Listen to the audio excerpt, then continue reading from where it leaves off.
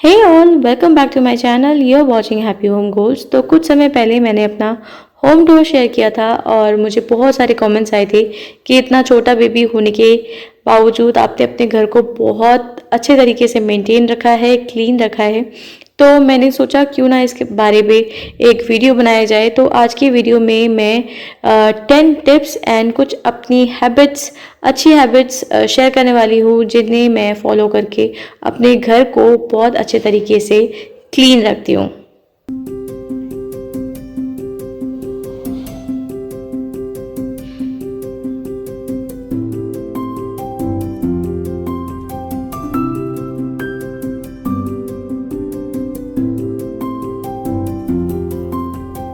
तो सबसे पहले है आपका लिविंग एरिया। तो मैं हमेशा मेक श्योर करती हूँ कि लिविंग एरिया जो है वो बहुत साफ़ सुथरा रहे, सोफ़ा जो है एकदम टाइडी रहे, मैसी ना रहे, कुशन्स जो है अपनी जगह पे रहे, कॉफ़ी टेबल साफ़ सुथरा रहे, क्योंकि ये एक ऐसी जगह है जहाँ पर आपके गेस्ट आते हैं, आप उनके साथ बैठ के इंटरेक्ट करते हैं, चाय पानी पीते हैं। तो this place should be very very very tidy and clean.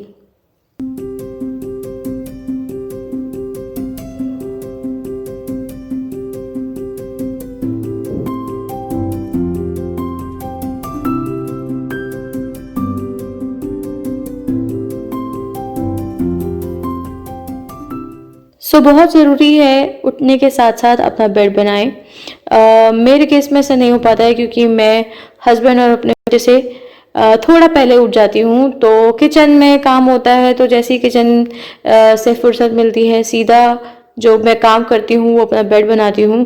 तो इस ब्रश की मदद से मैं अपने चादरों की सलवट हटाती हूँ और इसके साथ साथ जो डस्ट है वो भी हट जाते हैं इस ब्रश की मदद से, और जो ये छोटे छोटे जो हेयर होते हैं जो दिखते नहीं हैं वो भी क्लीन हो जाता है। बस इसके बाद जो बेडशीट है उसको ठीक करती हूँ और पिलो को कुछ इस तरीके से मैं करती हूँ ताकि पिलो जो है वो चपटी ना हो जाए, फ्लफी रहे।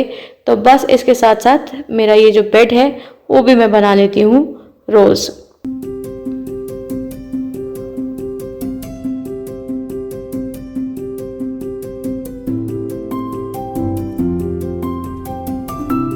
तो बहुत ज़रूरी है क्लीनिंग का, डस्टिंग का एक रूटीन बनाना।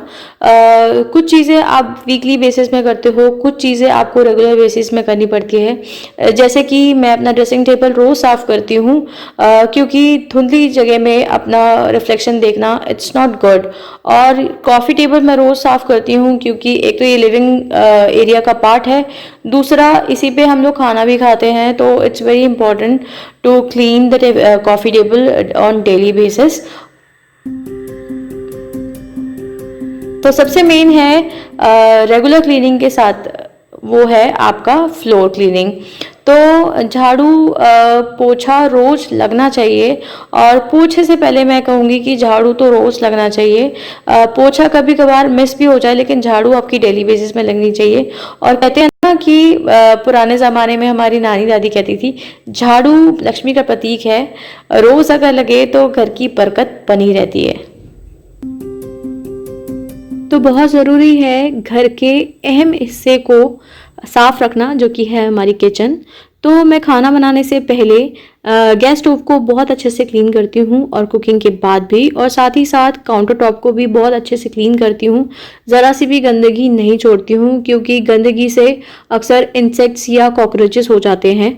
तो मैं क्लीन करती हूँ अच्छे से काउंटर टॉप को, और साथ ही साथ काउंटर टॉप को बहुत ही तरीके से ऑर्गेनाइज रखती हूँ ताकि मेरी किचन ज़्यादा से ज़्यादा फंक्शनल हो सके।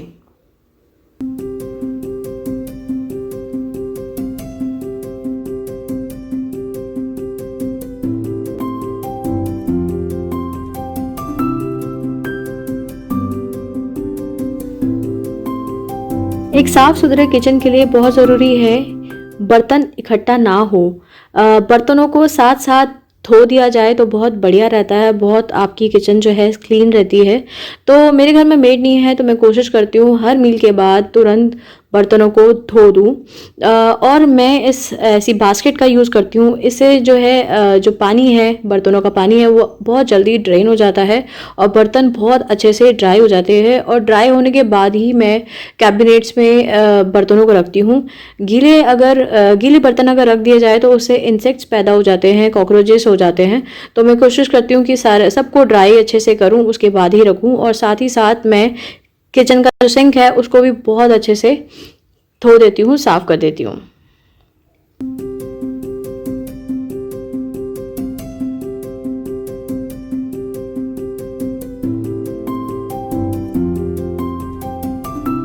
तो बहुत ज़रूरी है अपने घर के हर एक कोनों पे नज़र डालना बारी बारी, क्योंकि कई बार ऐसे होते हैं, जैसे या तो आप ड्रॉर्स कह लो या कोई कैबिनेट कह लो या कोई वार्डरोब का हिस्सा ही कह लो, तो बहुत ज़रूरी है उसको टाइम टू टाइम चेक करना। जितने भी अगर ड्रॉर्स में अगर आपके पेपर है उनको क्लियर आउट करना, उनको बार बार ऑर्गेनाइज करके रखना। और ऑर्गेनाइज करने के लिए बास्केट्स का यूज़ करना। इससे क्या होता है, आपकी जो चीज़ें हैं वो ज़्यादा ऑर्गेनाइज्ड भी रहती है और आपको ढूंढने में भी ईजी रहता है। तो हमेशा time to time drawers, wardrobe या कोई अदर प्लेस जहाँ पर आप चीज़ों को रखते हैं तो उसको तरीके से रखा जाए, तो कभी भी चीज़ें जो हैं आपकी मैसी नहीं रहेगी और बहुत ही ज़्यादा ऑर्गेनाइज रहेगी।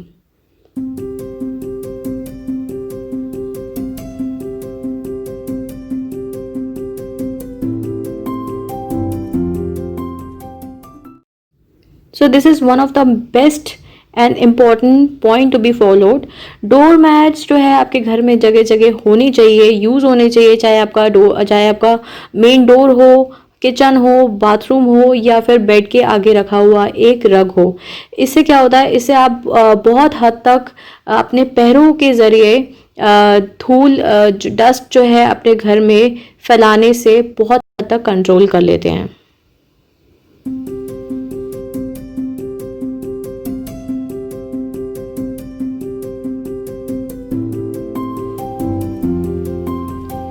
अब मेन जो काम है वो ये है, धुले हुए कपड़ों को फोल्ड करके वापस उनकी जगह में रखना।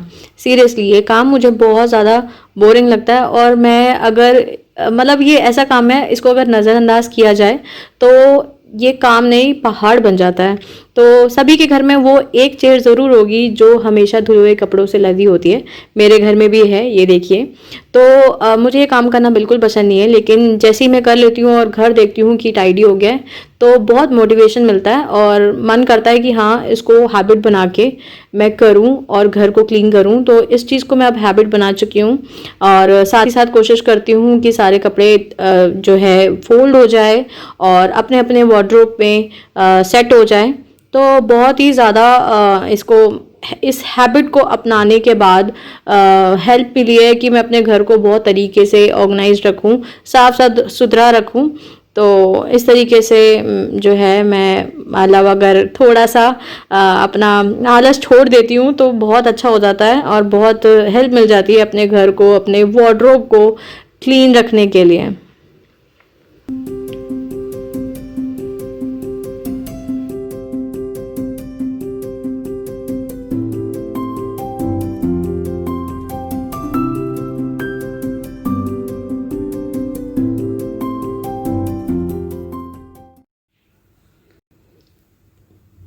तो आप बात करते हैं घर के मंदिर का।